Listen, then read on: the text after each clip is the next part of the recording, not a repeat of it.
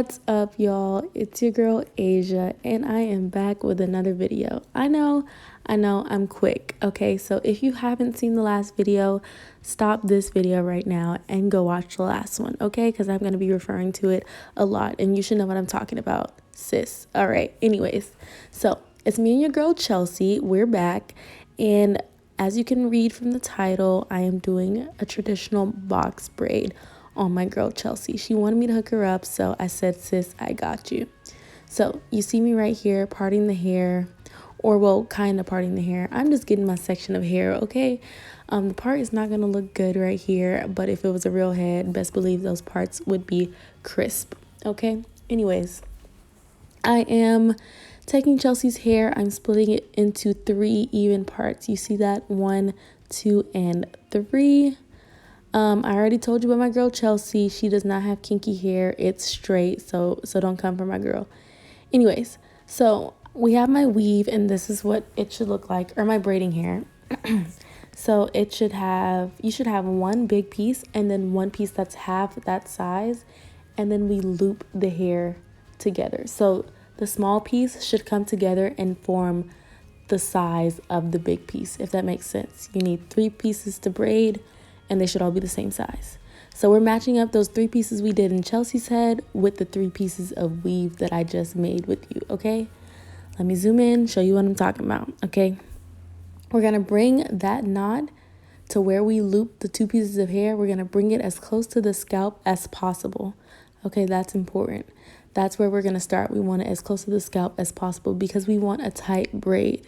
We don't want it to look like we have new growth when we haven't even worn our hair for a day, okay? So get that loop as close as possible to the scalp, all right? And then we're going to just take each hair and we're going to do a regular plait, okay? You guys should know how to braid, hopefully, if you're watching this video. A regular braid. You keep that knot close to the scalp and we start a regular braid. You bring the outside strands to the middle, one at a time. We're alternating sides, and we just start braiding, okay? You see how my thumb is close to the scalp, though? I don't, just like the cornrow video, I told you I was going to reference the cornrow video. Just like the cornrow video, I do not bring the hand that I'm holding the braid, I don't bring it away from the scalp. I don't bring it away from the root of the braid because we need something to hold the braid tight.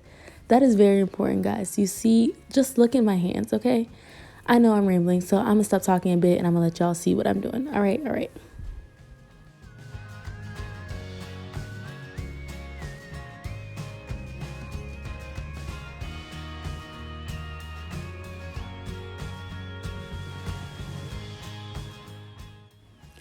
Okay, so as you can see, I got me a nice, tight, clean braid. Oh, that braid looks so good. Let me show y'all. Let me zoom in right quick. It is tight to the scalp, close to the scalp, or close enough, I guess. We don't want to give my girl no tension bumps is what I'm saying. But yes, that braid looks good. You see the knot at the root. This is not a knotless braid. This is a traditional box braid, y'all. So yes, this is what my braid is looking like, and I'm going to take this down, and then I'm going to do it one more time from a different angle just so y'all can see what I'm doing. I want to make sure y'all can get this because, sis, if you're thinking about starting that business, then do it, girl. Do it. Everybody can braid, y'all. Stop spending all your hard-earned money and start making it. All right? Okay, I'm going to stop.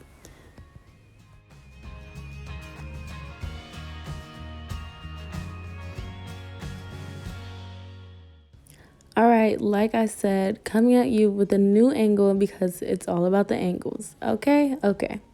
So Chelsea's hair is parted into 3 strands.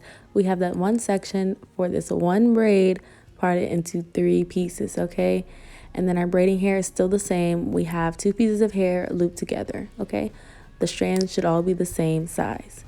We line up the braiding hair with Chelsea's hair, and we make sure that that loop of the braiding hair is as close to the scalp as possible, okay?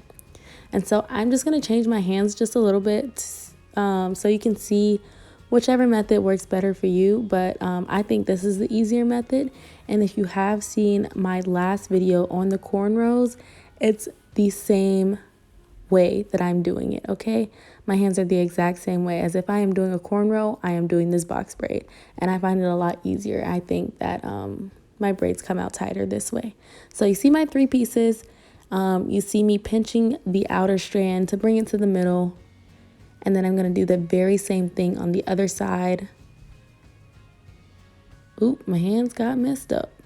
Okay, yeah, I got it together. Anyways, yeah, bringing the outer strands to the middle, and we're going to continue that braid. And I say it's like a cornrow in just how I'm holding my hands. I don't have to add any extra hair because I lined up the braiding hair with Chelsea's hair. So everything's already evenly distributed. But I think this is easier on my hands and it makes a tighter braid. But the same method, it looks basically the same in the end. So I'm going to shut up and let you guys see what I'm doing.